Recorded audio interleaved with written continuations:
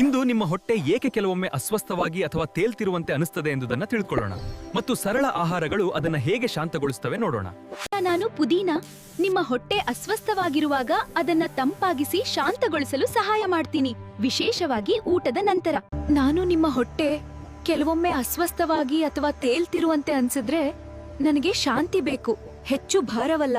ನಾನು ಶುಂಠಿ ಜೀರ್ಣಕ್ರಿಯೆ ಸರಾಗವಾಗಲು ಸಹಾಯ ಮಾಡುತ್ತೀನಿ ಮತ್ತು ಬೆಳಿಗ್ಗೆ ತೆಗೆದುಕೊಂಡ್ರೆ ಹೊಟ್ಟೆ ಸ್ಥಿರವಾಗಿರಲು ಸಹಾಯ ಮಾಡುತ್ತೀನಿ. ನಾನು ಮೊಸರು ಹೊಟ್ಟೆಯ ಸಮತೋಲನವನ್ನು ಕಾಪಾಡಲು ಸಹಾಯ ಮಾಡುತ್ತೀನಿ, ಬೆಳಿಗ್ಗೆ ಅಥವಾ ಮಧ್ಯಾಹ್ನ ತೆಗೆದುಕೊಳ್ಳೋದು ಉತ್ತಮ. ನಾನು ಬಾಳೆಹಣ್ಣು ಮೃದುವಾದ ಶಕ್ತಿಯನ್ನು ನೀಡ್ತೀನಿ ಮತ್ತು ಹೊಟ್ಟೆ ಹಗುರವಾಗಿರಲು ಸಹಾಯ ಮಾಡುತ್ತೀನಿ, ಮಧ್ಯಾಹ್ನ ಸ್ನ್ಯಾಕ್ಗೆ ಉತ್ತಮ. ನಾವು ಸೋಂಪು ಬೀಜಗಳು ಊಟದ ನಂತರ ಹೊಟ್ಟೆ ಆರಾಮವಾಗಿರಲು ಸಹಾಯ ಮಾಡುತ್ತೇವೆ, ವಿಶೇಷವಾಗಿ ಸಂಜೆ.